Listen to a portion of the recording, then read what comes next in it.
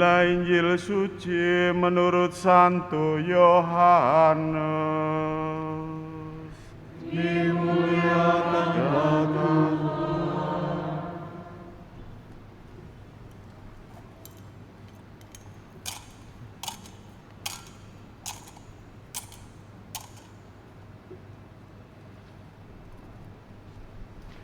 Sebelum hari raya Paskah mulai, Yesus telah tahu bahwa saatnya sudah tiba untuk pergi dari dunia ini kepada Bapa.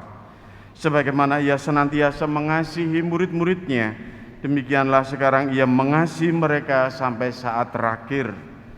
Ketika mereka sedang makan bersama, iblis telah membisikkan dalam hati Yudas Iskariot, anak Simon, rencana untuk mengkhianati Yesus. Yesus tahu bahwa Bapa telah menyerahkan segala sesuatu kepadanya dan bahwa Ia datang dari Allah dan akan kembali kepada Allah. Lalu bangunlah Yesus dan menanggalkan pakaiannya. Ia mengambil sehelai kain lenan dan mengikatkannya pada pinggangnya. Kemudian Ia menuangkan air ke dalam sebuah baskom dan mulai membasuh kaki murid-muridnya, lalu menyekanya dengan kain yang terikat pada pinggangnya itu. Lalu sampailah Ia pada Simon Petrus. Kata Petrus kepadanya, "Tuhan, Engkau hendak membasuh kakiku?" Jawab Yesus kepadanya, "Apa yang aku lakukan Engkau tidak mengerti sekarang, tetapi Engkau akan memahaminya kelak." Kata Petrus kepadanya, "Selama-lamanya Engkau tidak akan membasuh kakiku." Jawab Yesus, "Jika aku tidak membasuh engkau, engkau tidak mendapat bagian dalam aku." Kata Simon Petrus kepadanya, "Tuhan, jangan hanya kakiku saja, tetapi juga tangan dan kepalaku." Kata Yesus kepadanya, "Siapa saja yang telah mandi, ia tidak usah membasuh diri lagi selain membasuh kakinya, karena ia sudah bersih seluruhnya. Kamu pun sudah bersih, hanya tidak semua." Yesus tahu siapa yang akan menyerahkan Dia, karena itu Ia berkata, "Tidak semua kamu bersih." Sesudah membasuh kaki mereka, Yesus mengenakan pakaiannya dan kembali ke tempatnya. Lalu Ia berkata kepada mereka, "Mengertikah kamu apa yang telah aku lakukan kepadamu? Kamu menyebut aku guru dan Tuhan, dan katamu itu tepat, sebab memang akulah guru dan Tuhan. Jadi jika aku Tuhan dan gurumu membasuh kakimu, maka kamu pun wajib saling membasuh kaki, sebab aku telah memberikan suatu teladan kepadamu, supaya kamu juga melakukan seperti yang telah aku lakukan kepadamu." Demikianlah sabda Tuhan. Terpujilah Kristus.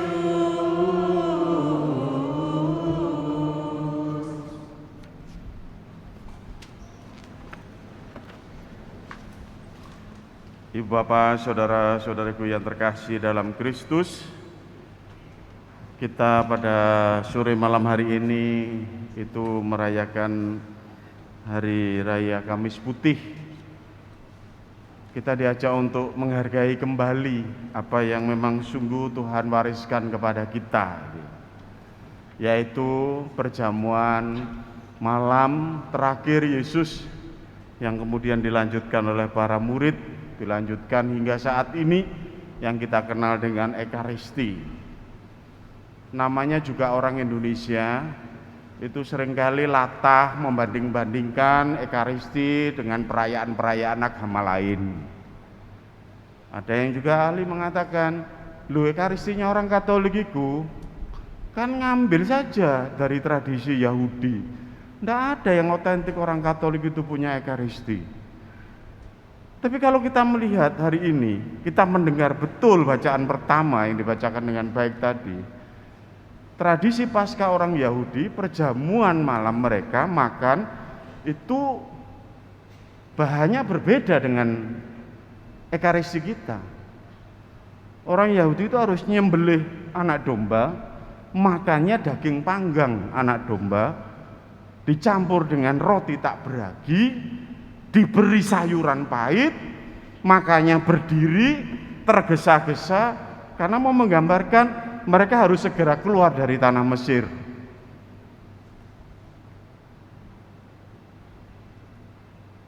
Tidak ada perayaan Ekaristi kita itu sembelih domba, itu tidak ada. Tidak ada di depan gereja orang jualan kambing, itu tidak ada. Yesus mengadakan perjamuan Ekaristi, perjamuan malam terakhirnya itu khas otentik dia. Hanya roti dan anggur. Titik. Tidak ada roti, tidak ada itu sayuran paut, tidak ada. Juga tidak ada daging domba, itu tidak ada. Sehingga kita harus yakin betul bahwa saya sekarang merayakan Kamis Putih, saya itu merayakan apa yang diwariskan Kristus kepada saya. Dan itu perayaan yang otentik gitu. Kalau yang lain bisa membanding-bandingkan silakan. Ya, oh di tempat saya perayaan sana harus nyembelih ini, yang di situ babi dipanggang, yang sana Oke. Silakan. Tapi kita enggak. Yang dikorbankan bukan binatang, yang mengorbankan diri adalah Kristus sendiri. Sehingga pada saat dia membagi-bagi roti itu dalam bacaan kedua kepada umat di Korintus itu, Santo Paulus mengatakan, ya, inilah tubuhku yang diserahkan bagimu, perbuatlah ini untuk mengenangkan daku. Demikian juga ia mengambil cawan. Lalu dia katakan, inilah perjanjian baru yang dimeteraikan dalam darahku. Jadi pada saat dia mengatakan roti dan anggur itu dipegang, dia mengatakan bukan roti dan bukan anggur. Dia mengatakan inilah tubuhku, inilah darahku. Dan disitulah kemudian yang terjadi bahwa Ekaristi itu sungguh kenangan yang istimewa bagi Anda dan saya. Di mana Kristus mengorbankan dirinya menunjukkan ini. Kalau kamu mengenang pengorbananku dan memohon untuk berkat-berkatku, maka aku hadir di dalam Ekaristi. Maka Bapak, saudara-saudari yang terkasih, Kamis Putih itu adalah hari kelahiran sakramen Ekaristi bagi Anda dan saya. Dan disitulah wasiat yang besar dan misteri yang dijunjung tinggi oleh umat Katolik sebagai puncak perayaan keselamatan kita itu.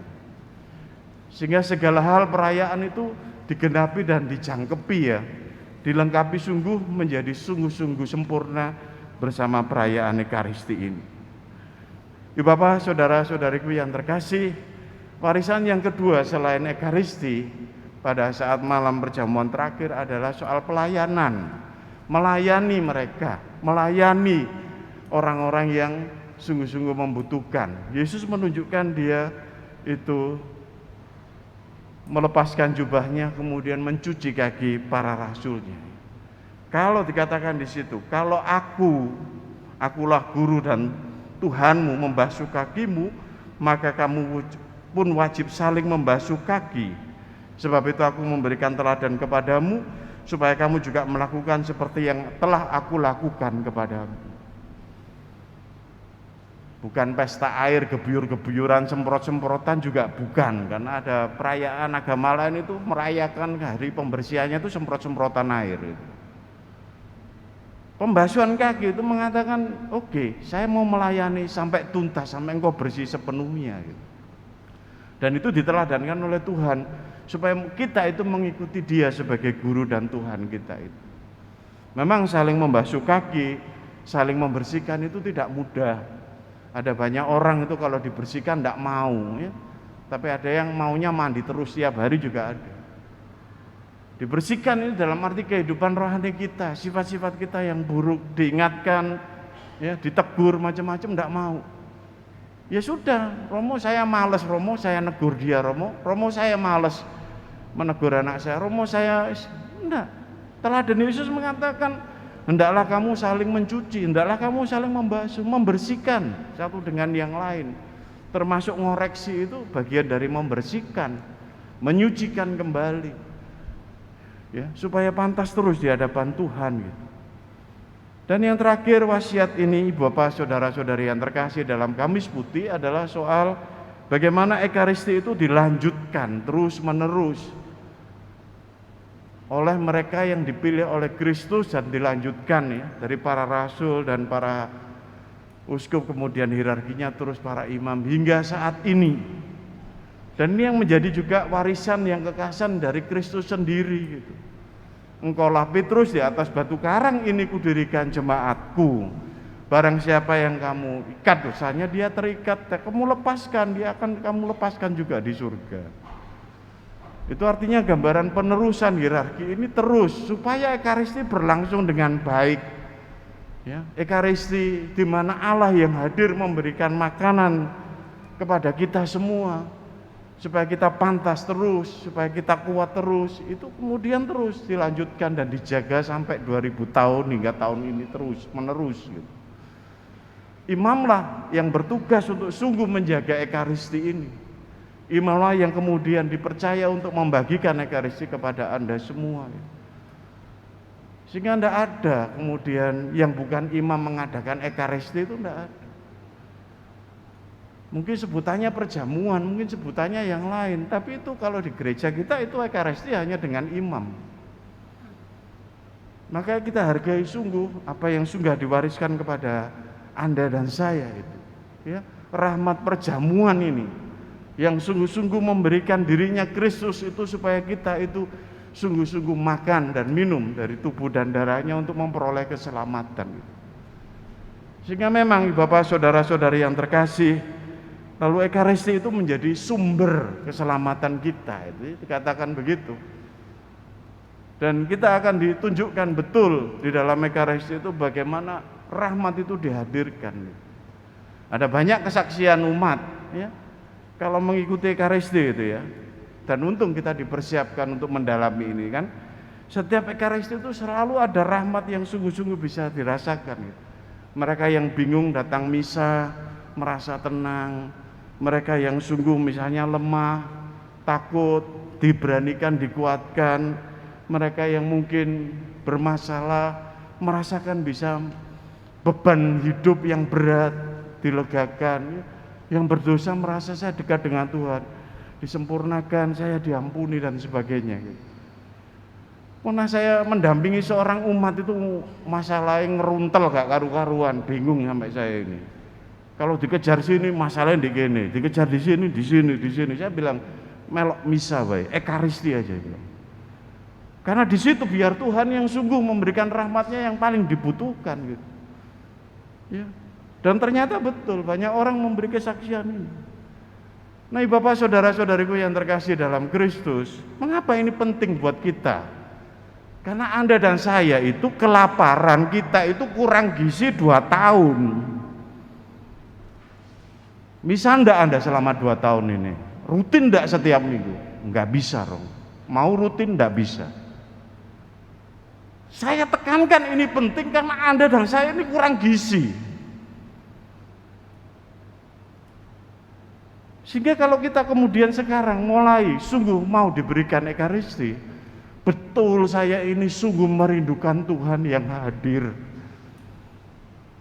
Karena kalau misa online, ya nggak mendapatkan apa-apa, hanya curahan berkatnya saja. Tapi kehadiran Yesus yang memberi tubuh dan darahnya itu, yang Anda terima, itu yang sungguh menguatkan kehidupan kita.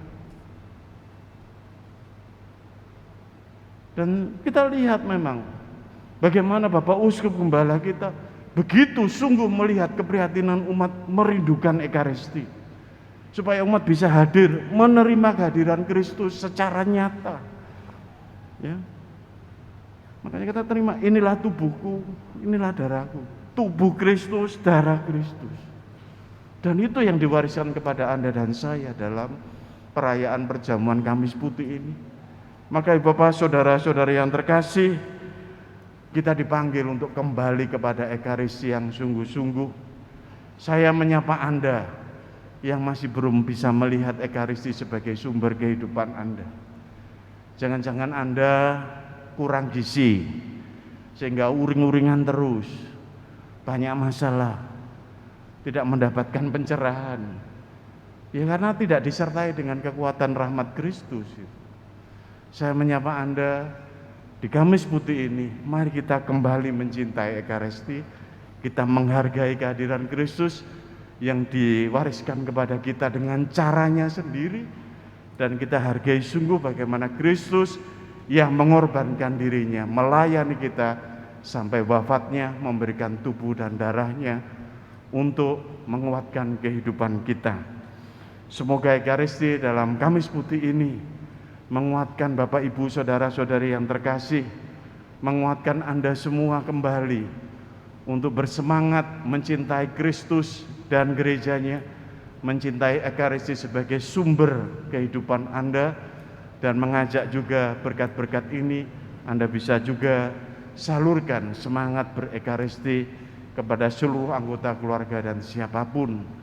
Dan semoga rahmat Ekaristi pada sore malam hari ini membaharui kita semua dan menjadikan kita semakin layak untuk menerima rahmat keselamatan. Berkat Tuhan menyertai kita semua.